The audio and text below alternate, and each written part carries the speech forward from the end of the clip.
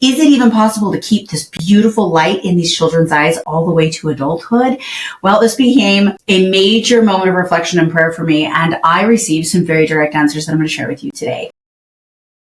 Hey there, homeschool moms. I'm Rebecca, and welcome to My Homeschool Village, where we make homeschooling simple, stress-free, and full of joy. Here, we share real solutions for busy moms, engaging resources, time-saving hacks, and a supportive community to help you homeschool with confidence. Let's build this village together.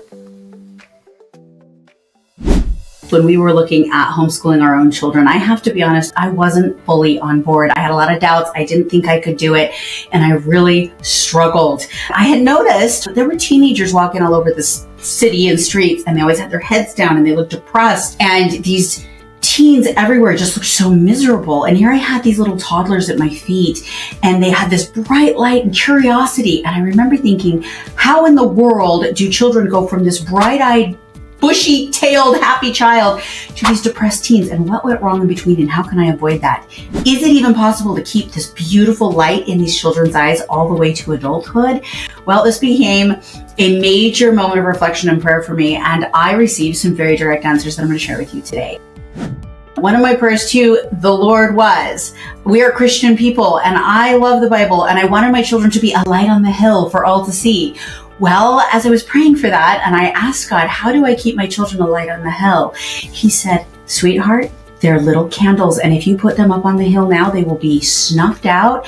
And that is what is happening to these other kids. Keep them home, keep their light protected, and build them into bonfires. And when they are bonfires, then you put them on the hill, and then their fire will spread. Keep them home, keep their light. And I said, okay, but of course I have to argue with God because we have that relationship and it's okay. So then I said, but what about making them tough? They need to be able to handle this world, right?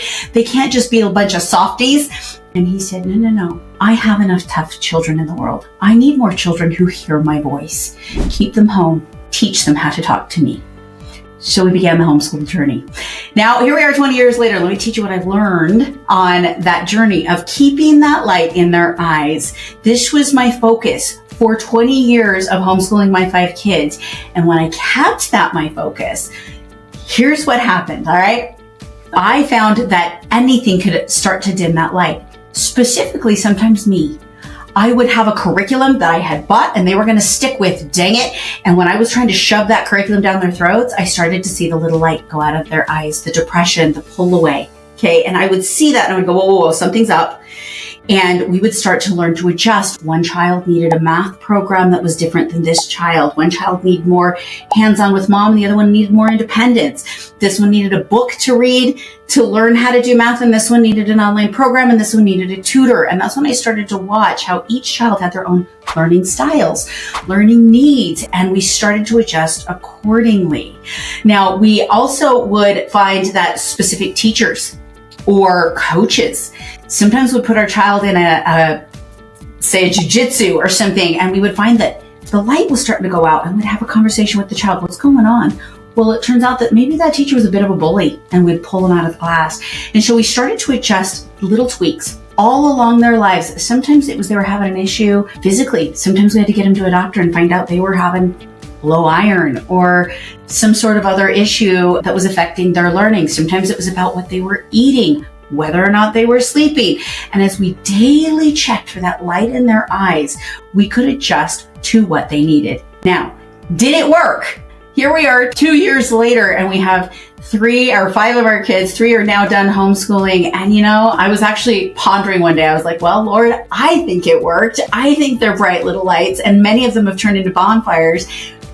And then one day a woman came to me and she said, I love it when your children walk in a room, because any room they walk into, they brighten when they come.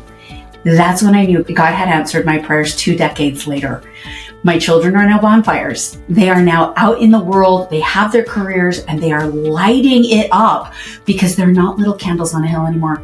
They're full-blown bonfires. Now, do you want to learn how to do this? I'm going to give you the book I wrote. I wrote a book called Kiss My Curriculum, and it's literally the story of how I did this, okay? It gives you the highs, the lows. It gives you the bad things I did, the good things I did. I'm going to give you the things I wish I had done differently and the things we did right, and you can have that book for free.